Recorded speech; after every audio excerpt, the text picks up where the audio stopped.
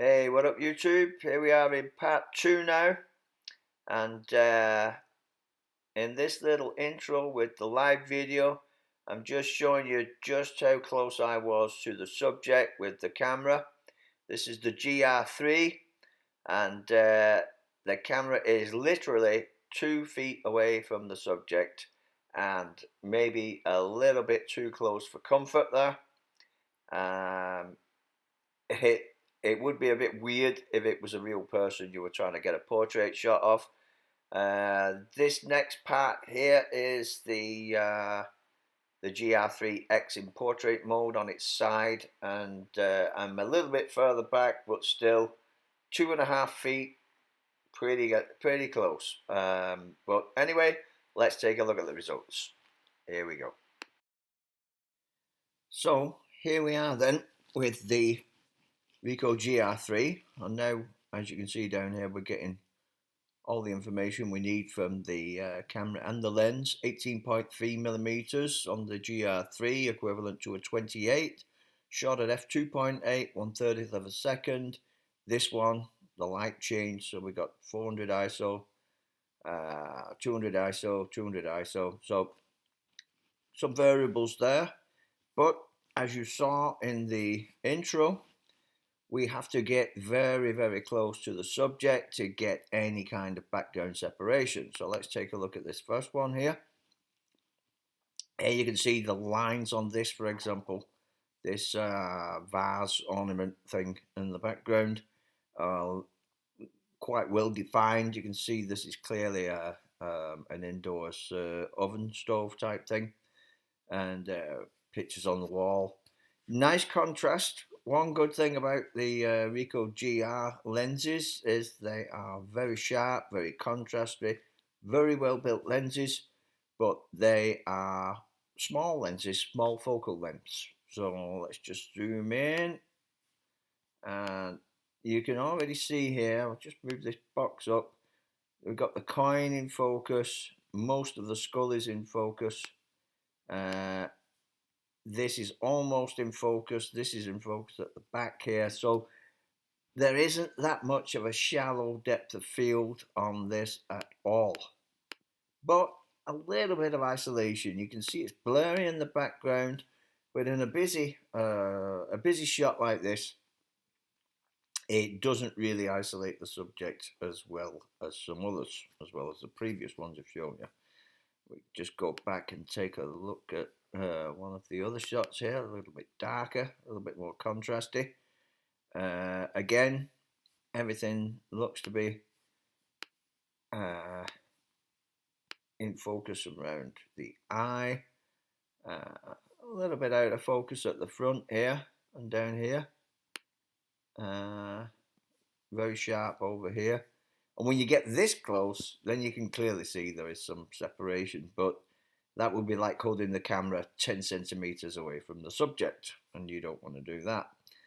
So now then, let's just close these two and get to the one we've been waiting for, the GR3X. There you can see it is physically a 26mm focal length, f2.8, and it is a 40mm equivalent. And here we are starting to get something that looks a little bit like some good subject isolation.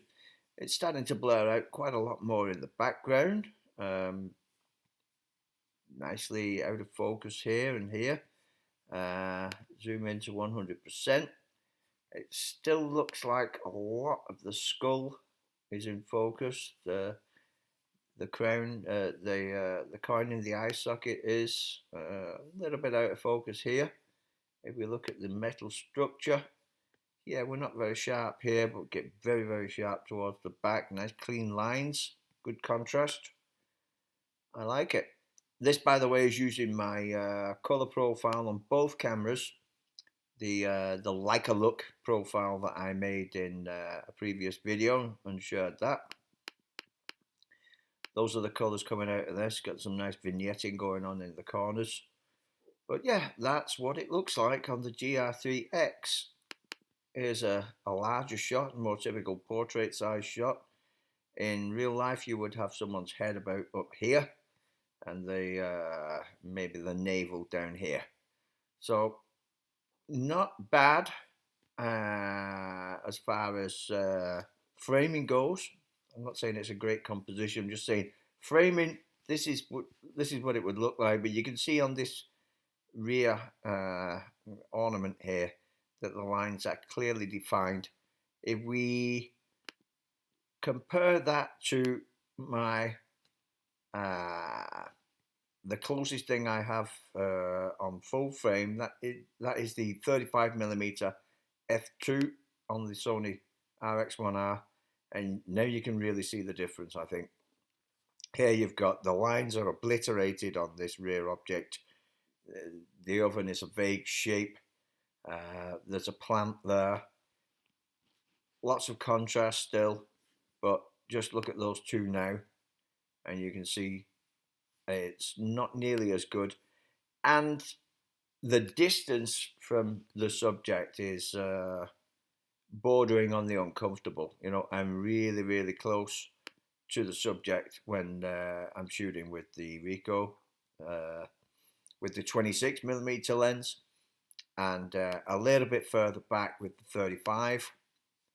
And I think it shows. And it's personally, I wouldn't want to be taking portraits with this, with the at least not the 28. The 28, you really, really have to get close, and then it's not really working out as a portrait camera.